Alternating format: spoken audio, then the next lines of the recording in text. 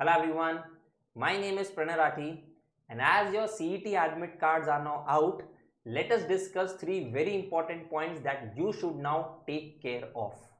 Number one, now give mocks at your actual paper timing.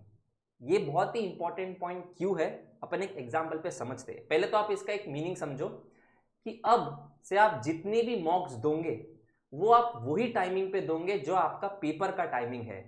आपके admit cards पे आपका paper का timing लिख के आया होगा कि आपका पेपर 9 AM का है या पेपर 2 PM का है। जो भी आपका स्लॉट है उसी स्लॉट पे अब आप आपकी सारी मॉक्स दोगे फ्रॉम टुडे और टुमारो ऑनवर्ड्स। क्यों? तो एक एग्जाम्पल पे समझते हैं कि ये इतना इंपॉर्टेंट पॉइंट क्यों है। जैसे इमेजिन करो एक स्टूडेंट है जिस जो रात को पढ़ता है, तो ऑब्वियसली बात है उसको रात की पढ़ने की उसकी एफिशिएंसी अच्छी है। हर स्टूडेंट का पढ़ने का टाइमिंग अलग अलग होता है, कोई सवेरे पढ़ता है, कोई रात को पढ़ता है, कोई दोपहर को, है ना। तो आपका जो भी हैबिट है, आप उस वक्त जब आप पढ़ते हो ना, उस वक्त आपकी एफिशिएंसी पढ़ाई की अच्छी होती है क्योंकि आप इतने दिन से उस वक्त ही पढ़ते हो। तो इमेजिन करो कोई स्टूडेंट है जो रात को डिनर लेने के बाद में अच्छे से पढ़ता है, 3 घंटा 4 घंटा एट अ स्ट्रेच पढ़ता है, बट बहुत अच्छे से पढ़ता है। तो स्टूडेंट का हैबिट है कि वो रात को पढ़ता। दोपहर को मान लो स्टूडेंट का हैबिट था कि लंच लेने के बाद में वो 1-2 घंटा सोता है, मतलब उसको हैबिट है कि लंच के बाद में he needs a slip, he needs rest of 1 और 2 आवर्स। तो अब इमेजिन करो अब ऐसे स्टूडेंट का पेपर आफ्टरनून टाइमिंग का आया है, तो आप सोचो जब वो एक्चुअल पेपर देने जाएगा तो जो उसका आफ्टरनून का पेपर है तब तो उसको नींद आती रहेगी। तो आप सोचो उसकी पेपर में एफिशिएंसी क्या रहेगी, है ना। तो वो चीज को ब्रेक करने के लिए अब आपको क्या करना रहेगा, जो अब आपका पेपर का टाइमिंग है ना, उस वक्त अब आपको सारी मॉक्स देनी रहेगी क्योंकि वो टाइमिंग की एफिशिएंसी बढ़ जाएगी। जिन लोगों का अभी पेपर का टाइमिंग सवेरे 9 AM का आया हुआ है, मेक श्योर आप अभी अगली सारी मॉक्स 9 AM को ही देते हो।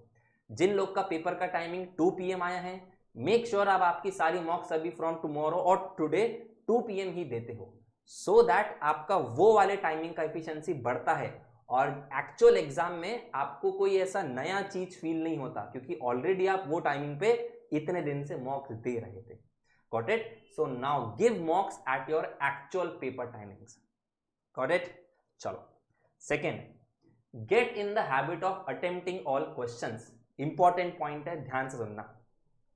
मुझे एक बात बताओ, हमको एक्चुअल एग्जाम में नेगेटिव मार्किंग नहीं होती है, तो ऑब्वियस सी बात है हमको अगर कोई क्वेश्चन नहीं आता है तो हम उसको अनअटेम्प्टेड तो नहीं रखेंगे ना, उस पर हम फ्लूक्स मारेंगे। फ्लूक्स जिनको तुक्के भी बोलते हैं, करेक्ट, हम उन पे फ्लूक्स मारेंगे, है ना, क्योंकि भले ही नेगेटिव मार्किंग, क्योंकि सिंस हमको नेगेटिव मार्किंग नहीं है तो भले ही हमको क्वेश्चन नहीं भी आया है तो भी हम उन पे फ्लूक्स तो मार देंगे, करेक्ट।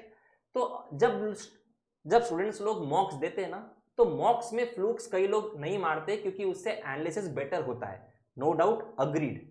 बट एक्चुअल एग्जाम में तो आप ऐसे नहीं करोगे ना। एक्चुअल एग्जाम पे तो अपन फ्लूक्स मारेंगे क्योंकि मान लो आपको 40 क्वेश्चंस नहीं आ रहे हैं तो 40 क्वेश्चंस को कोई अनआंसर्ड नहीं रखेंगे ना। 40 क्वेश्चंस पे पूरे के पूरे अपन फ्लूक्स मारेंगे, तो भले 40 में से चलो 8 मार्क्स 10 मार्क्स भले कम मिलेंगे, बट एटलीस्ट 8-10 मार्क्स तो अराउंड सही हो जाएंगे 40 जब आप फ्लूक्स मारोगे, करेक्ट। तो बट 40 क्वेश्चंस को फ्लूक्स मारने में भी टाइम लगता है। मैंने कितने सारे स्टूडेंट्स को ऐसा करते हुए देखा है कि सर हमने सोचा था कि हम एग्जाम्स के वक्त में फ्लूक्स मारेंगे बट हम मॉक्स में नहीं मारते थे। हमने सोच लिया था कि एग्जाम्स के डे पे मारेंगे बट हमारा ना कैलकुलेशन मिस्टेक हो गया। हमको ऐसा लगा था कि हम 40 क्वेश्चंस को 1 मिनट में फ्लूक्स मार पाएंगे या 2 मिनट में मार पाएंगे, पर हम 2 मिनट में सिर्फ 15-20 क्वेश्चन ही फ्लूक्स मार पाए, यानी 20 क्वेश्चंस को फ्लूक्स मारना भी रह गया, करेक्ट। ध्यान समझना, फ्लूक्स मारने में भी तो टाइम लगता है।